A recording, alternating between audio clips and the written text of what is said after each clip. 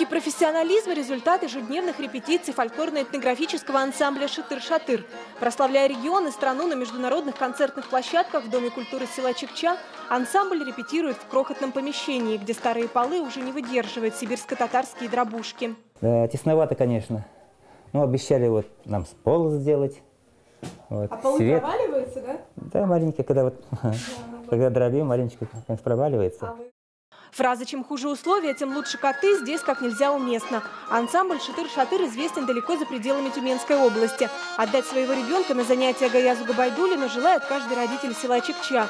В день приходит по 2-3 человека, но при общении детей к татарскому фольклору препятствуют условия, точнее их отсутствие. Был бы кабинет большой, например, отдельного танцоров, отдельного вокалистов заниматься, отдельного инструментального ансамбля можно было бы заниматься. Ну, так как что кабинет маленький, то так невозможно. Так. Улучшение условий необходимо всему Чикчинскому дому культуры. Построенный в 70-х годах 20 века, он и сегодня остается единственным местом досуга для детей и взрослых. Последние 20 лет здание требует капитального ремонта. Директор Лариса Козылбаева на должности 2 месяца. Теперь забота о ремонте и материально-технической базе учреждения – причина ее бессонных ночей. Нам нужен капитальный ремонт. Хотя в первую очередь мы бы вот окна поменяли. Вот смотрите, они какие у нас деревянные, старые. Стекла уже разбиты, все. Во-вторых, у нас вот дети занимаются фойе. У нас нет кабинета, у нас нет стоек. Ладно, нам зеркало как бы сделали. Нету помещения, а их 3 группы: старшая, младшая, средняя. Проходя по клубу дальше, заходим в актовый зал. Протекающий потолок, кресла, перемотанные скотчем, вот-вот развалится, как и многое другое в этом здании. Вот на сегодняшний день у нас ноутбук уже из строя выходит и микшерный пульт. Микшерный пульт на сегодняшний день стоит 60 тысяч. И плюс ноутбук около 45 или 50 тысяч где-то. Общая сумма выходит 110 тысяч.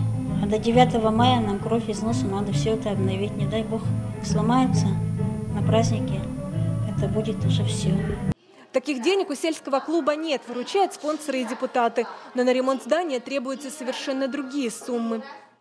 Здание являлось бесхозным длительное время. Сейчас мы его оформили в собственность, и поэтому можем рассчитывать на бюджетные средства для его ремонта.